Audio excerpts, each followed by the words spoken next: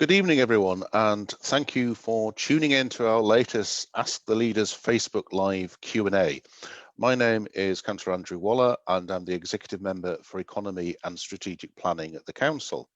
Today, we're joined by representatives from public health, education, and the business sectors to discuss Stage 3 of the Roadmap to Recovery and the safe reopening of the city. York, along with the rest of the country, will take another step forward next week after the Prime Minister announced that on Monday we can move to step 3 of the government's roadmap. Our collective efforts have made this possible and means that we'll be able to do much more of the things that we've missed so much with lockdown. It will be great to see indoor hospitality and our amazing attractions reopen from next week, as they're part of what makes this city so special. And I really would encourage everyone to keep supporting local businesses as more of them reopen on Monday. They've put a huge effort and time into making sure that they can welcome customers safely once again, and they need our help now more than ever. And I'm sure we'll be all keen to experience all that York across the city has to offer. So please do stay safe and shop local. We will continue to work with partners to keep the city centre safe and welcoming for all. And this work is something that we'll be touching on later tonight. So whilst Monday will see us take another significant step forward, we know this is still a challenging time for people, with some self-isolating or in need of support. The Council's helpline continues to provide a vital lifeline for those in need of help, whether it's in collecting essentials or having someone to talk to. So if you do need help, please don't hesitate to get in touch on 01904 551 550 or by emailing covid19help@york.gov.uk. So now I'll ask the panel to introduce themselves. So if we start with Maxine.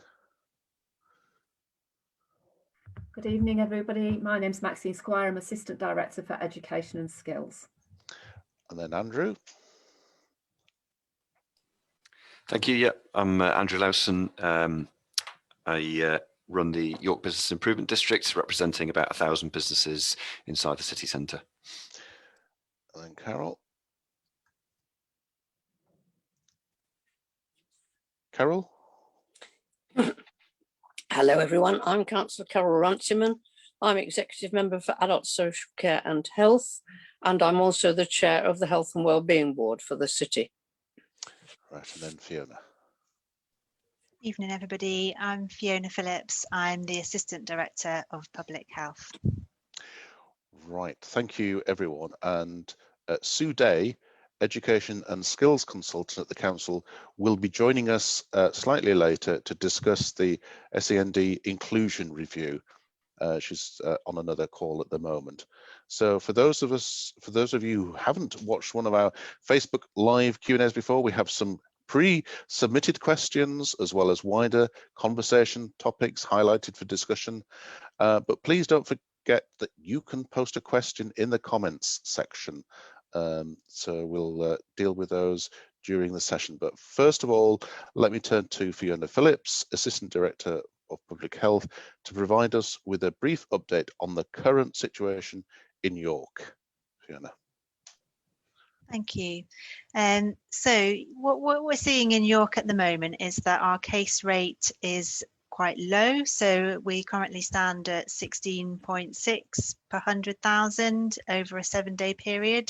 So what that means is that each week we're seeing anywhere between about 30 and 35 new cases of COVID in York. So it is still very much with us, but they are low numbers. I think the important thing to say as well is that although we still do have cases, actually the number of people in hospital is now very low. So at the last point of looking, there was only one person in York Hospital with a diagnosis of COVID.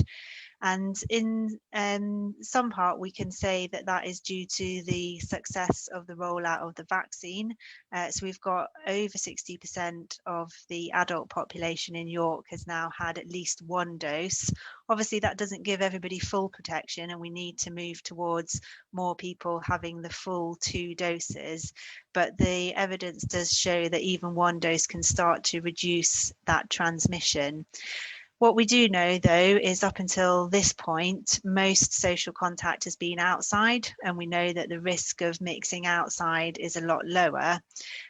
So we do have to be careful. You know, it is very positive that we're moving to this next step of the roadmap, but actually all those measures that people can take around hand washing, wearing face coverings where they're required, and making sure that they keep windows and doors open to get that good ventilation when they're inside are still going to be important as we move to the next step. But certainly we're in a good position in York as we do take that next step along the roadmap, and you know, we hope that we can keep it that way. Thank you for that, Fiona. Just coming back to you with the early points that have been raised and some pre-submitted questions. Firstly, can you tell us about the new strains that are being discussed in the media and what impact that's going to have on the city? Yeah, so I think with any virus, particularly a novel virus like COVID, with those novel viruses, they do mutate and you do get variations of a virus. So what we know is that there are currently 13 different variations of the virus that Public Health England are monitoring, and they monitor those very closely. So when any positive test is sequenced and they find that it is one of these variants of concern, there is very close follow-up from Public Health England. So Public Health England will contact that person and do all the contact tracing and determine where the person has got that variant from, and also if there has been any contact with others.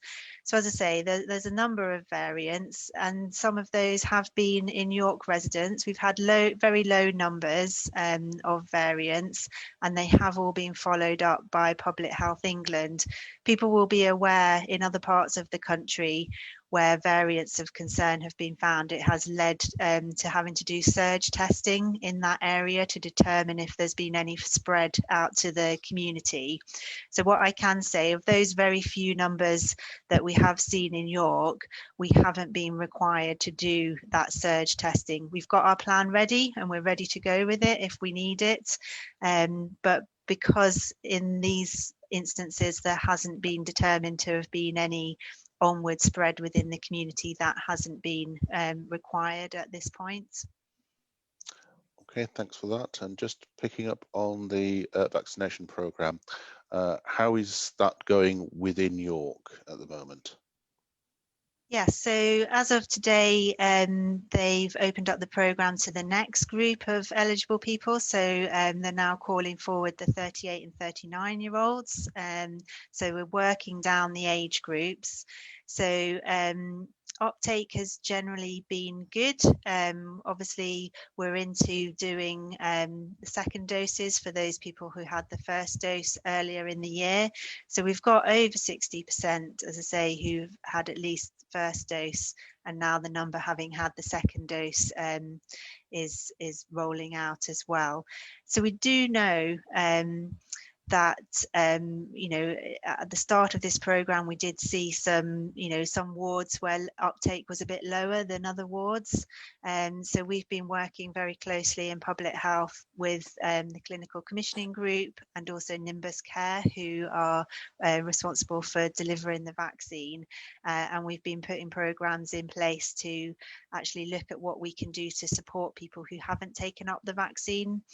So one of the things our contact tracing team in York, as well as doing contact tracing of cases, they've also been making phone calls to people who haven't taken up the offer of a vaccine to just have a conversation really about it. It's not to say, you know, why haven't you done it? You must go, but it's just to understand, you know, is there something you're concerned about? Is there a barrier, some reason why you've not been able to take up? Is there anything we can do to reassure you or help you overcome those barriers? And they've been sort of positive conversations that team has had, and helps us to understand a little bit as well about what are the reasons why people don't want to take it up, so that we can look to see how we can address that with other people who might have those similar concerns as well. So just on that point, if there's someone listening in who either themselves or knows of someone who hasn't taken it up so far, if they think they've missed out or that there's some individual circumstance, how should they get in touch? Is there a preferred number to ring? Yeah, so they can go online and book. So if they've already been invited but they just didn't react at that time, they can go online and look to book an appointment, and we can put that link in the chat below of how they do that. And I think there is a phone number as well for people who maybe don't access the internet. Yeah. And you might find that when you go in initially, you don't get an appointment in York. So there are a certain number of vaccine appointments released each day. So you might be told that you could have an appointment elsewhere. If you can't travel, what we would say is, you know, just try again a bit later, or the next day. Appointments come on all the time. So to just keep trying if you want to take that up in York, and you should get something. Right, thanks for that. In terms of some pre-submitted questions, one comes from Hannah, which says that taking into consideration the research into the impact singing has on COVID-19, do you think that social distancing and masks would still be required for choirs even after the 21st of June?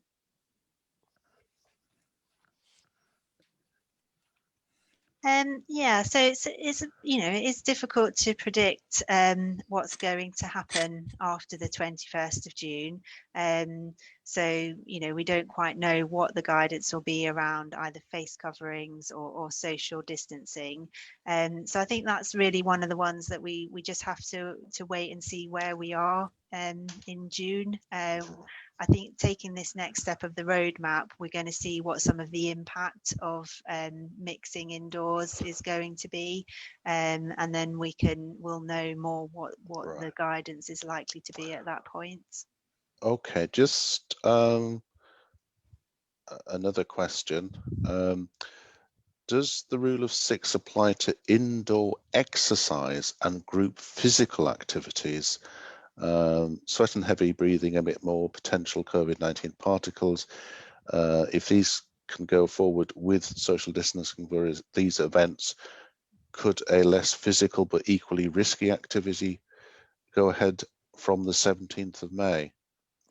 Yeah, so from the 17th, any of those kind of organised activities that take place, whether it's an organised dance class or a choir, for example, they can go ahead. It really very much depends on the venue that you're running that class in. So when you're mixing indoors, you still have to keep a social distance.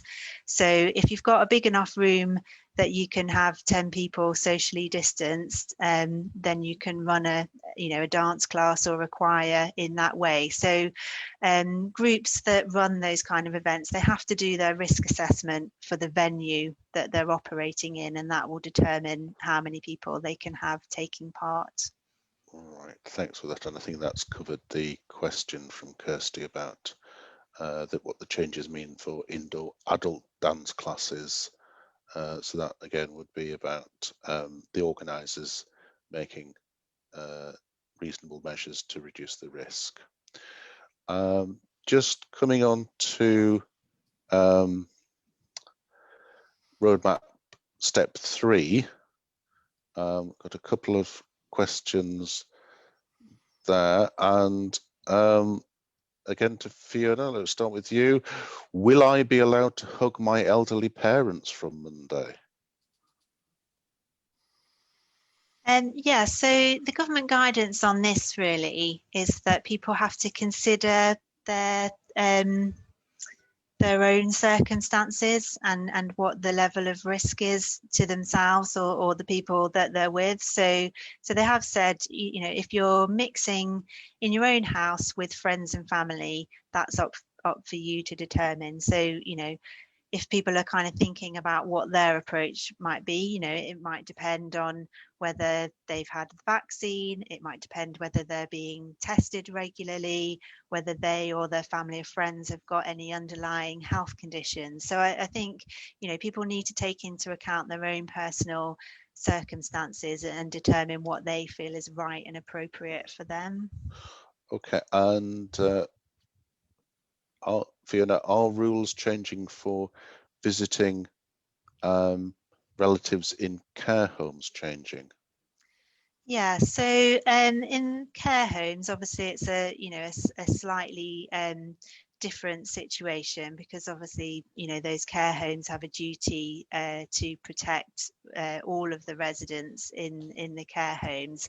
But it's a bit of a, we're kind of still working through some of this detail locally. So in the national guidance, they talk about being able to have more visitors into care homes. Obviously, the care homes need to be able to accommodate that in a safe way. So our care homes are currently developing their guidance and working with the families of their residents around what that will look like for each care home.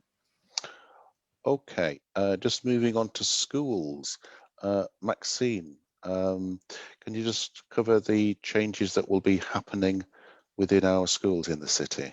Yes, obviously from the 17th of May, it's no longer recommended that children in secondary schools wear face masks in classrooms, but adults are still recommended to wear them in communal areas and when they're moving around the school.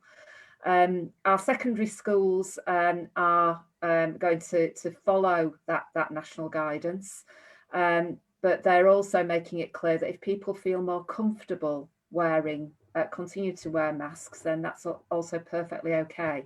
So if it is a child's choice to continue to wear a mask, then they're quite happy to support that choice. Right, thanks. Control measures in schools remain in place. So there has been no change to keeping to the groupings that children are currently in.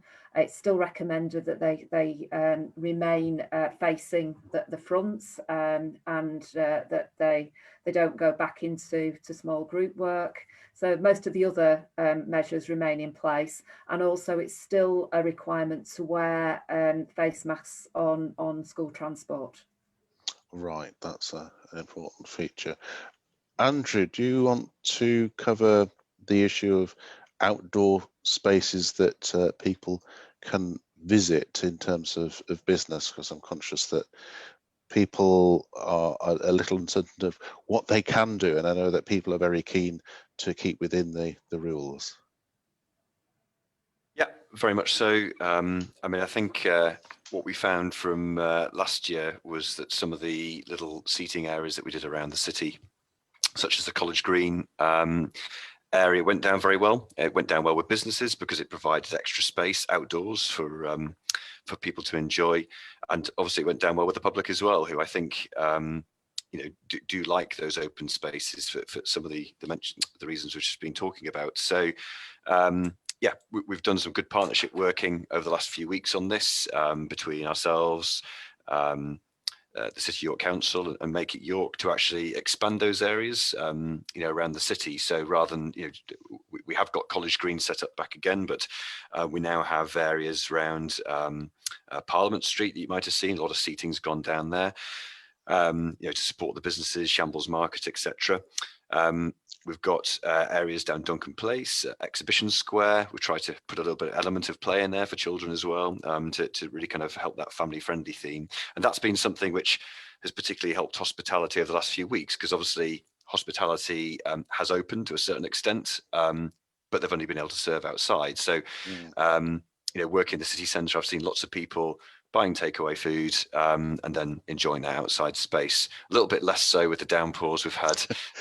Snow and hail and everything else. Yes, you do see people running for cover, but let's touch wood that's the weather gets better. I mean, obviously, you will be allowed to have hospitality is opening for indoor catering as of Monday, as you probably all know. But I think that outdoor seating is still going to be crucial for people to enjoy, and that'll be there throughout the summer all the way through to September. Thanks very much. Carol, do you want to just touch on some of the extra safety measures that are going to be in place across the city from Monday?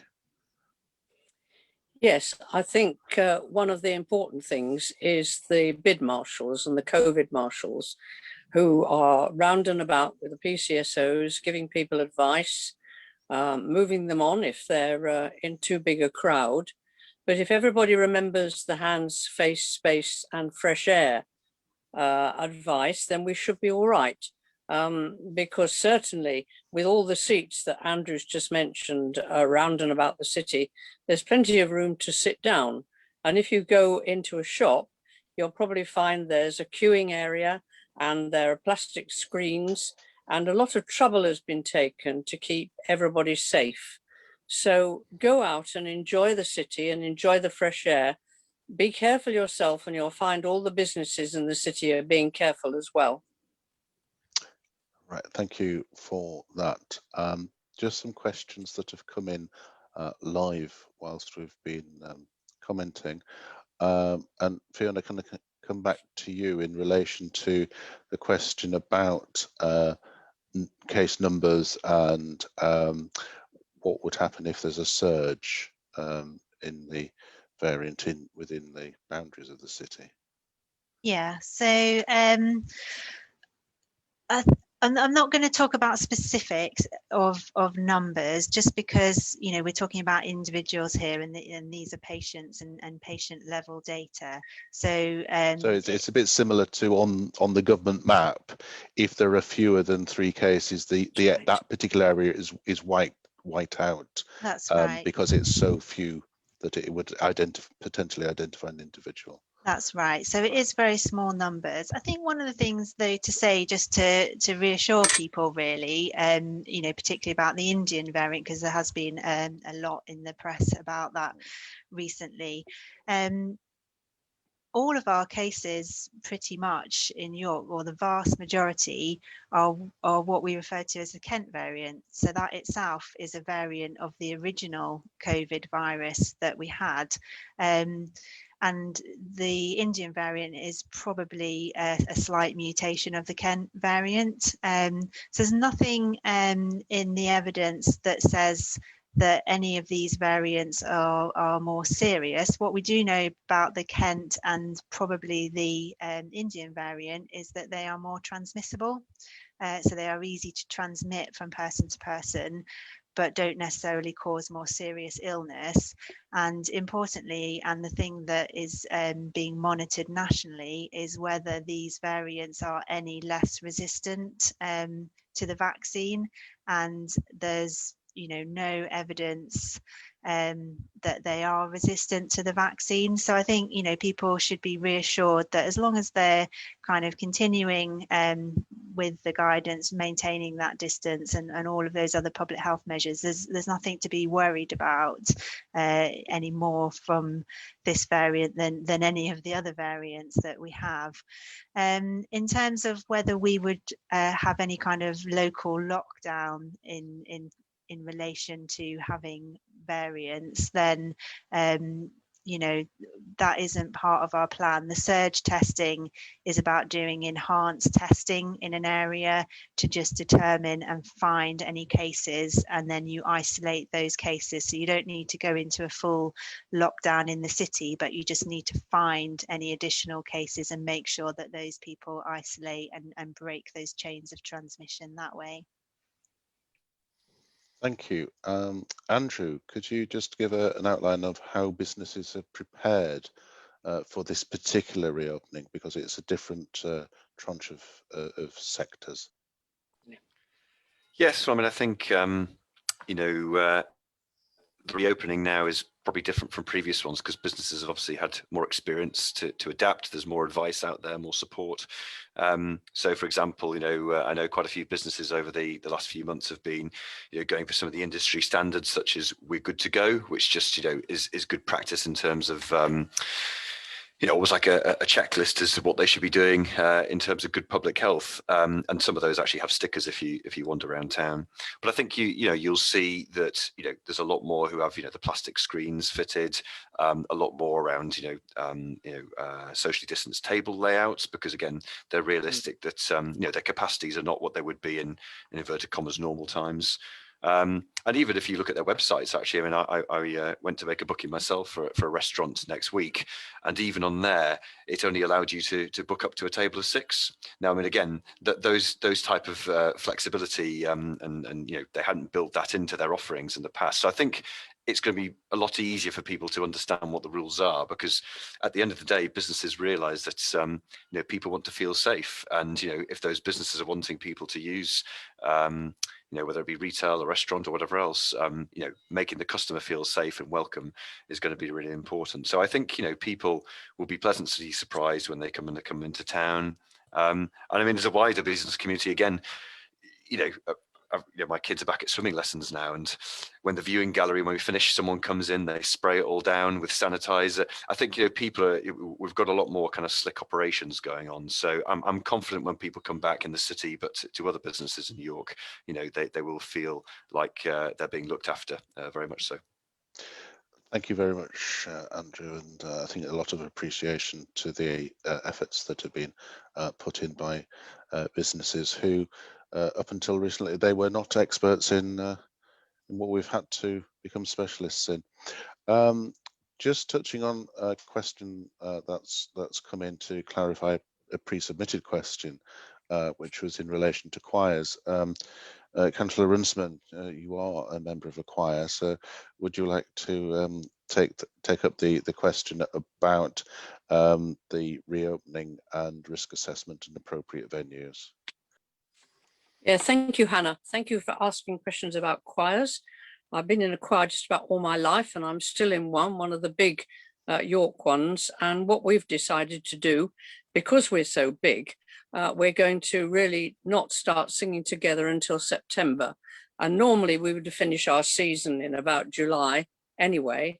And so that's what we're going to do. We've been doing Zoom rehearsals, not quite the same singing on your own as singing with a group of other people. If you've got a little choir, little chamber choir, perhaps you could find a venue where you could do a bit of singing, a bit of madrigals or whatever, but you can't have a lot of people singing together. And I must say, I don't honestly think you can sing in face masks. I know I can't. And I have sung outside with a choir, but I have to say that's quite difficult because there's no walls to bounce the sound off. So I would suggest you don't look for an enormous venue. You finish your season when you normally would, and you look forward to starting again in September, as I'm doing. Thank you for that answer. So if I come to Sue Day, who's joined us, and Maxine Squire, in relation to the SEND Inclusion Review, and would you like to describe why this particular review is taking place?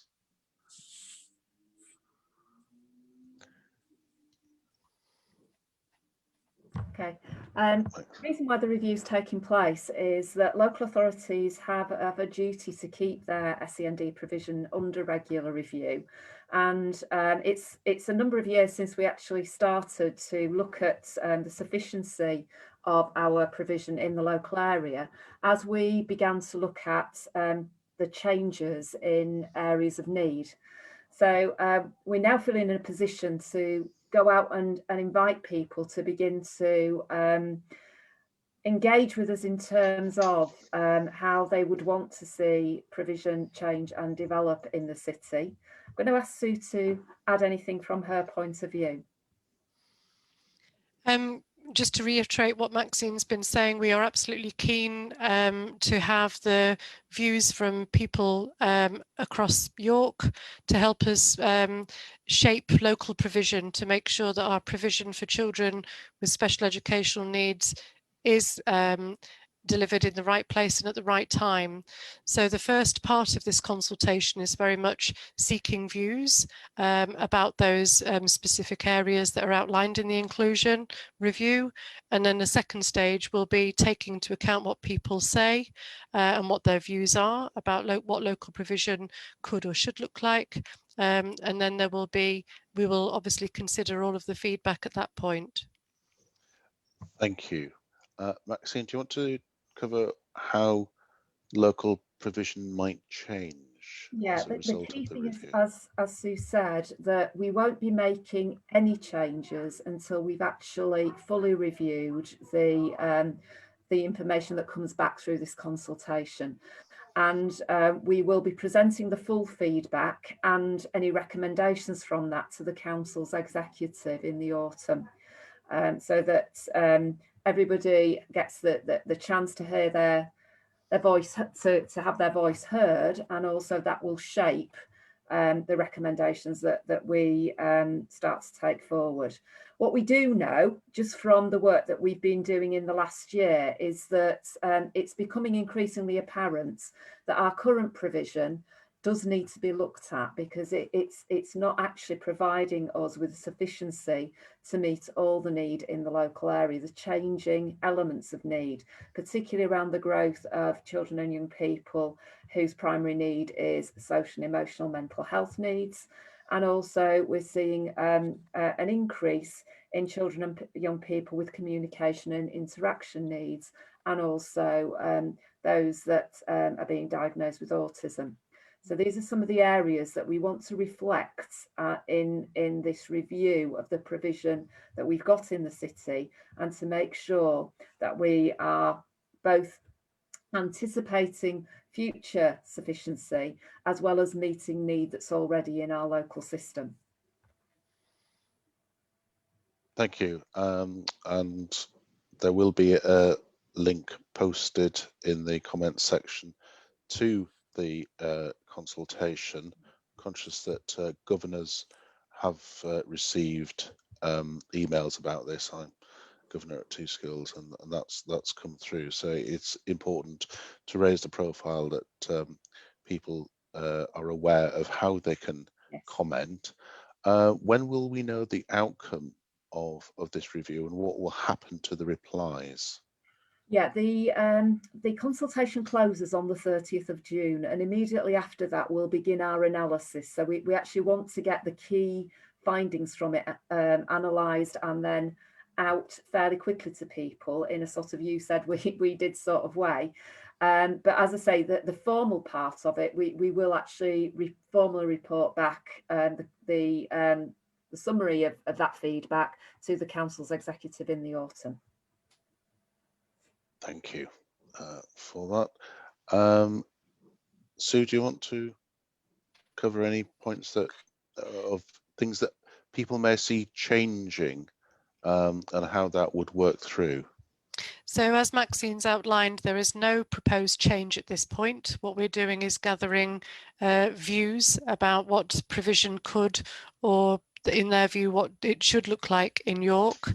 I think what's been helpful already is that we have listened to some families' views about not just listening to adults. We're also wanting to set up a group of a series of meetings for young people to also gather their views as well. So in the interim period between now and the 30th of June, there will be some further communication coming out about how young people, children and young people, can actually contribute to this consultation event as well.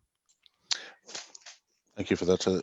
it seems very important to have the pupil voice contained within that, and taking the steps to do that. Just looking at question about, has there been extra support throughout the pandemic for children and young people with SEND? So who's going to go first, Maxine? So we have needed to adjust the ways that we have delivered and support for children and young people with special educational needs. I think we have needed to develop additional provision and a suite of online support for children and young people during the pandemic, and that we have already heard from some young people and families that has been helpful. And there have been, for some young people, they haven't been able to access online provision. So the additionality has been the development in many respects of a completely different way of working and supporting young people during this period. Yeah, just to add to that, our educational psychologists have been running a helpline for parents and professionals, which they've been running that throughout COVID. We've also, our home tuition service has worked very, very hard to maintain their service during the periods of lockdown, and have developed remote lessons, as well as, where they can, actually going safely face to face into homes where that's been possible. So it's been a big period of learning in terms of how the services can maintain, but also use different ways of working. The other thing that we've done as well, obviously, is work very closely with our partners out in schools to ensure that they have remained connected with the families of young people with SEND, and that they've been reviewing how they can actually ensure that their offers being as accessible as possible. Obviously, children with education, health and care plans have been able to remain in school even during the lockdowns. And it's been important to ensure that we've been working with schools to make sure that they have, where children with EHCPs have chosen not to be in school, that the offers from that school has continued to be made and to go into the home. There was a period where there were some national variations, obviously, in being able to do things differently around education, health and care plans. In the main in York, we tried not to vary things if we could at all avoid doing that, and to keep the offer as close to what was written in the plans as possible. So we've tried to maintain as much service as possible during COVID. But we do know that also that for some children and families, COVID's been a very challenging time. And that's something that we have been keen to hear the voice of our parents and carers through the work that we do with our Parent Carer Forum, and to ensure that we are using that experience each time there's been a lockdown to think about what we can do differently. Thanks very much for that, Maxine and Sue. Just coming back to some of the questions that have come in.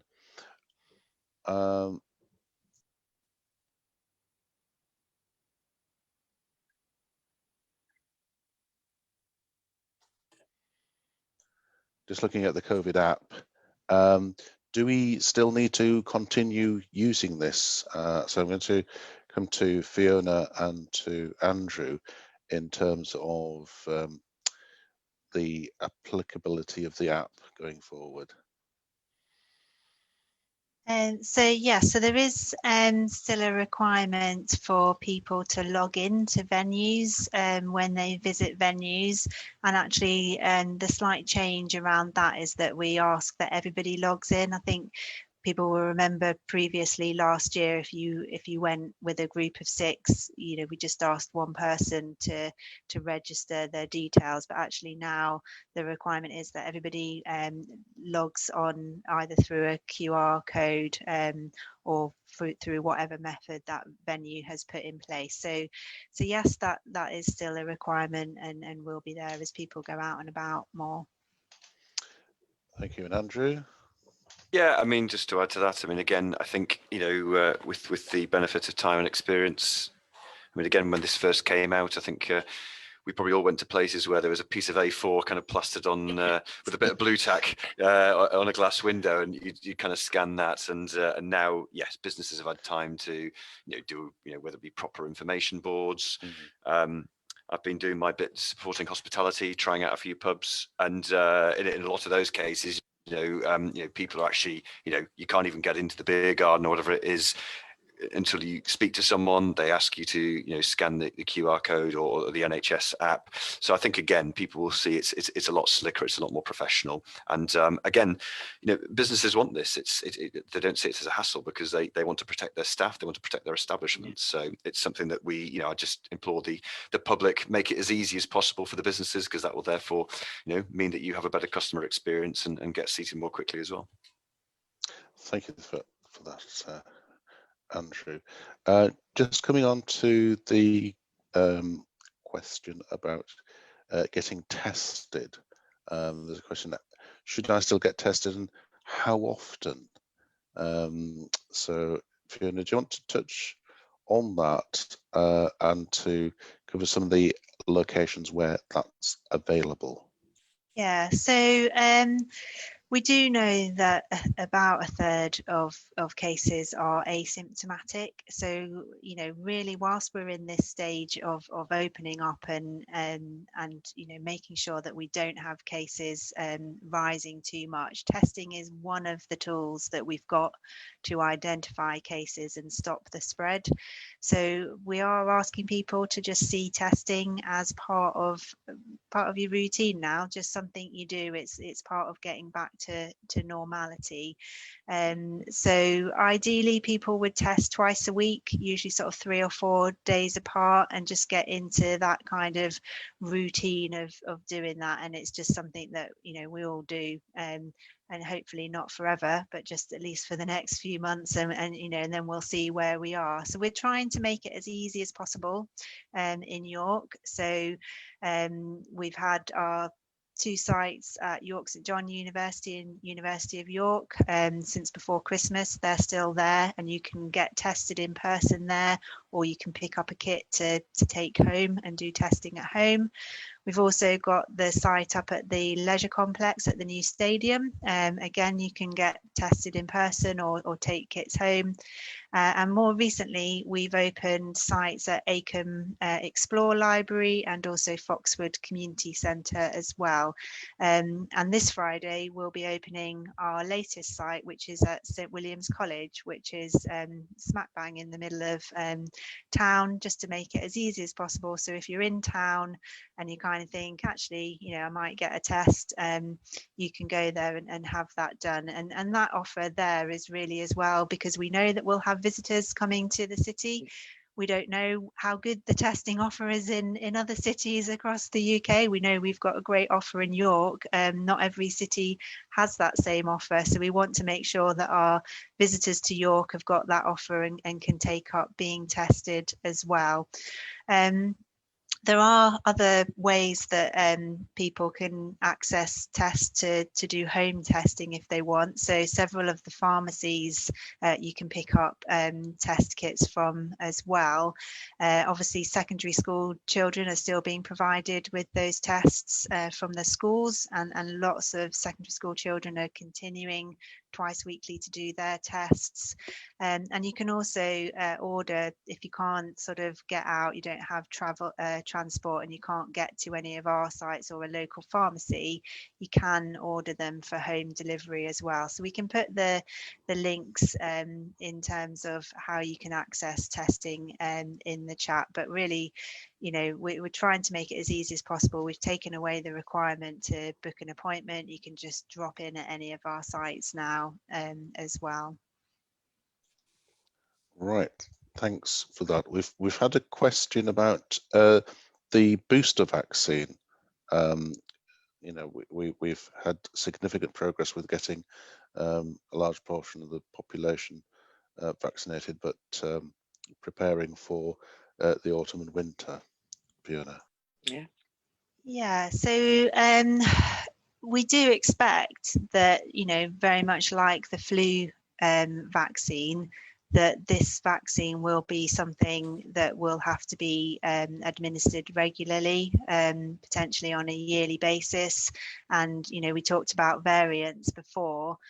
That's very much how the flu virus works. It changes itself slightly, and so every year when they bring out a flu vaccine, it's tweaked a bit to deal with the variants that are circulating in that season. So we can expect that that will happen with the COVID vaccine. So the NHS are already starting to discuss, you know, when would the sort of third vaccine for people who were vaccinated before Christmas start to roll out. So yes, that's very much part of the NHS planning and what we may expect.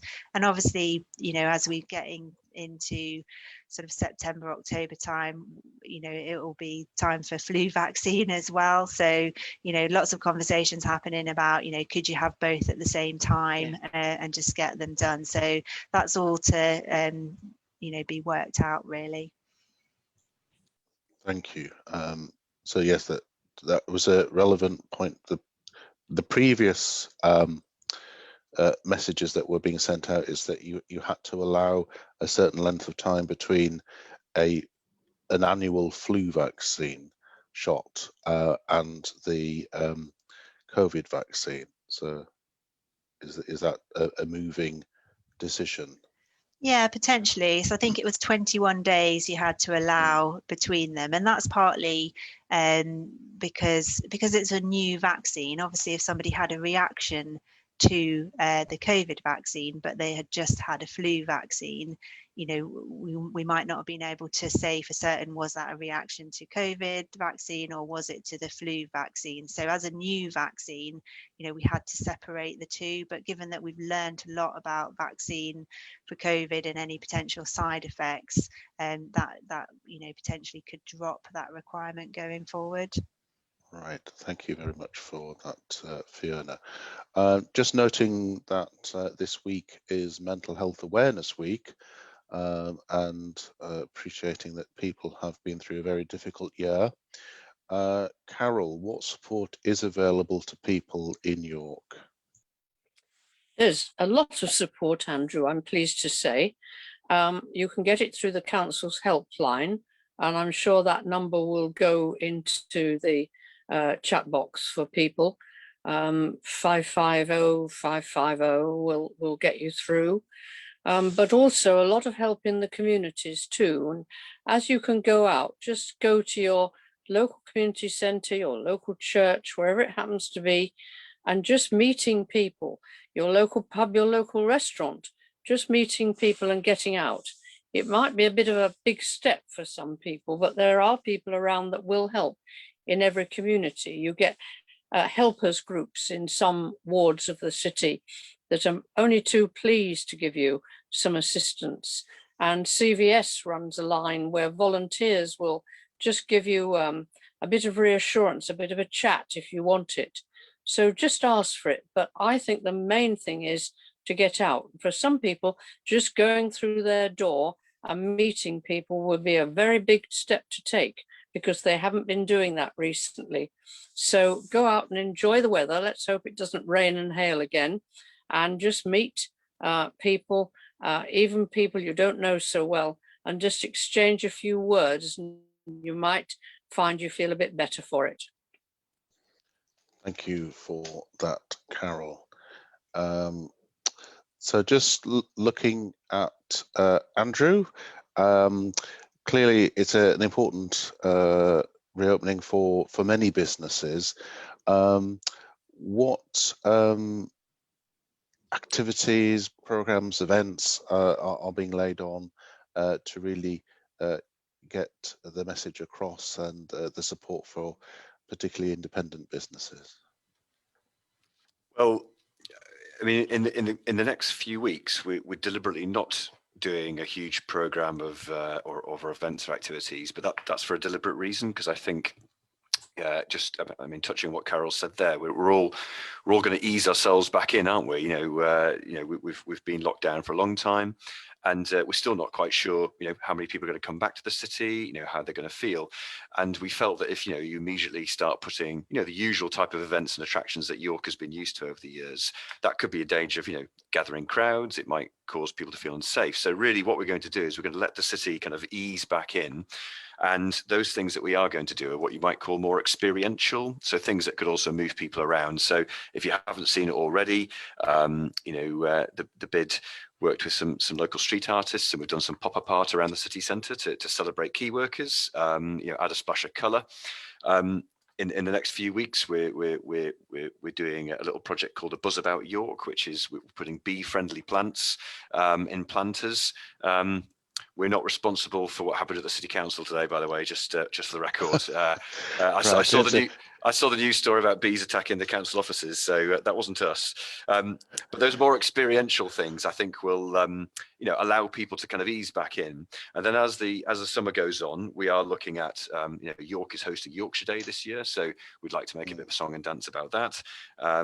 I mean, obviously, there's a lot of sports going on, so I think there's a bit of a theme of summer of sport, which will kind of manifest itself in the city. And then hopefully, as we go along, the Food and Drink Festival, I know they're quite keen to do something in September, because again, that supports a lot of local businesses, kind of communicates to the local population. So I suppose what I'm saying is, there will be things, but we'll do it as we feel the city's ready for it, and as the public adjusts to coming back to normal. So it'll be done very much in a York way to draw the best out of what we have in the city, and to experience many of the hidden treasures that we have across the area, to spread the people out. So thanks for that, Andrew. We've just had a late question from Millie. She says, I've looked at the inclusion review questionnaire, and it seems to indicate a shortage of place for secondary pupils. It talks about primary pupils in mainstream schools, though. Is the council prioritising secondary over primary SEND pupils? Maxine or Sue, do you want to reply to that? So you're yeah, sorry. Thank you for raising that point.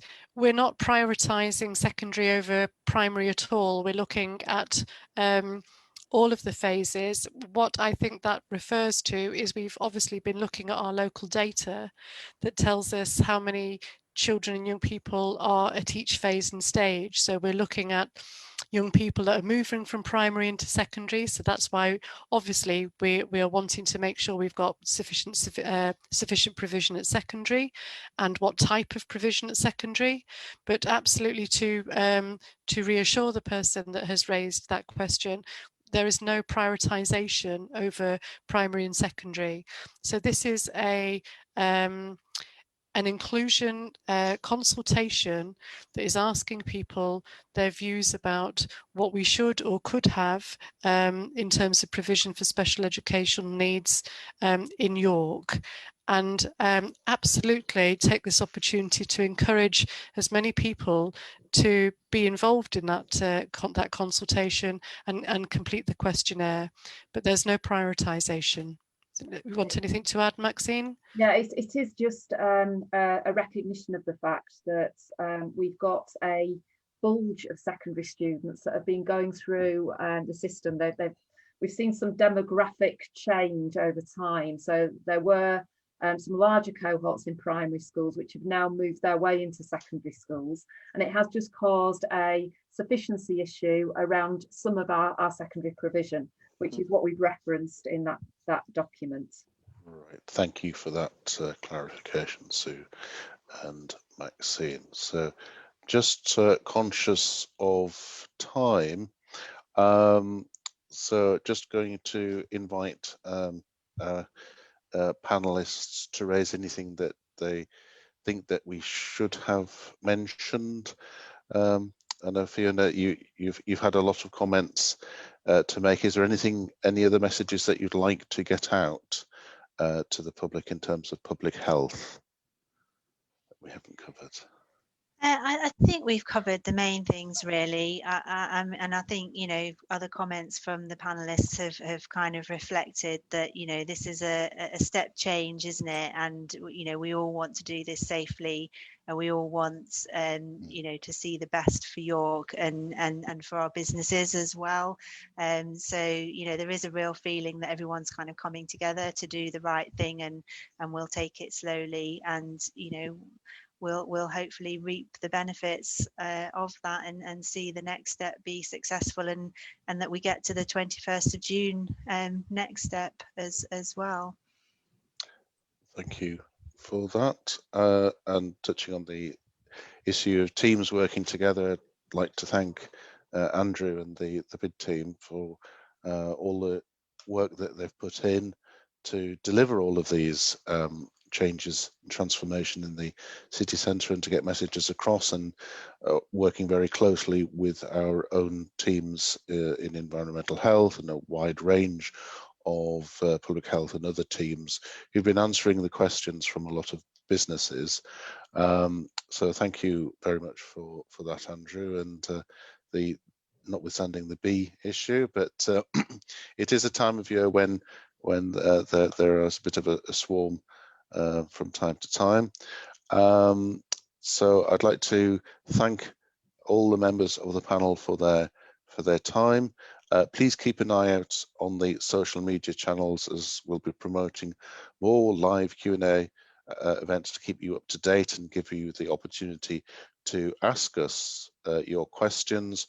Please feel free to continue to leave your comments, questions in the Facebook area, and the team will get back to you within the next 24 hours on that. So thank you very much for your time and for covering all the subjects very fully. Thank you very much. Good night.